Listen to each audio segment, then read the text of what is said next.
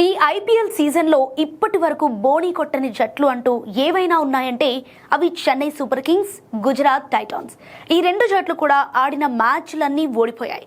చెన్నై 3, గుజరాత్ 2 పరాజయం పాలై తమ ప్రత్యర్థులకు 2 చొప్పున పాయింట్లను దారదత్తం చేశాయి. ఈ వరుస ఓటములు చెన్నై సూపర్ కింగ్స్ ను మాత్రం తీవ్రంగా ఇబ్బంది పెట్టాయి. హేటర్స్ కు ఈ ట్రోలింగ్ స్టఫ్ ను అందించాయి. ఈ పరిస్థితుల మధ్య ఈ రెండు జట్లను ఎదుర్కొనబోతోంది ఢిల్లీ క్యాపిటల్స్. దెబ్బతిన్న పులుల్లా ఉన్న గుజరాత్ చెన్నైతో ఈ నెల 8, 11 తేదీల్లో మ్యాచ్లను ఆడాల్సిందే. 18న రాయల్ ఛాలెంజర్స్ బెంగళూరును ఢీకొట్టబోతోంది. ఇప్పుడు ఈ 3 మ్యాచ్లకు కూడా star pace bowler Mitchell Starc దూరమయ్యాడు. ఇప్పటి వరకు ఆడిన 2 నెగ్గి దూకుడు మీదున్న ఢిల్లీ క్యాపిటల్స్ తన జైత్ర యాత్రను కొనసాగించాలంటే స్టార్క్ అవసరం ఎంతైనా ఉంది. సో ఈ స్టార్ ఆటగాడు మరో 3 మ్యాచ్లకు అందుబాటులో ఉండడని తెలుస్తోంది. భుజం, మోచేతి గాయాల నుంచి ఆస్ట్రేలియాలో ట్రీట్మెంట్ తీసుకున్నాడు.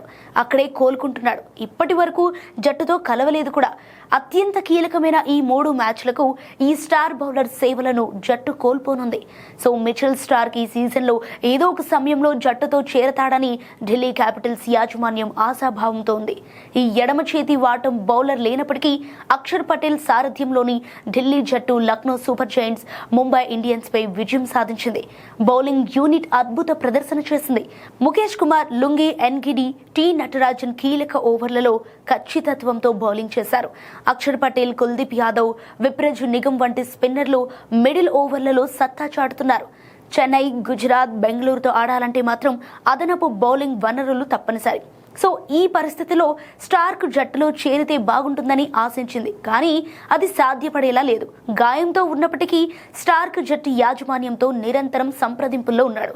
ప్రెజెంట్ భుజం, మోచేతికైన గాయం నుంచి కోలుకుంటున్నానని, వీలైనంత త్వరగా ఢిల్లీ క్యాపిటల్స్ జట్టులో చేరటానికి కట్టుబడి ఉన్నానని స్టార్క్ స్పష్టం చేశాడు.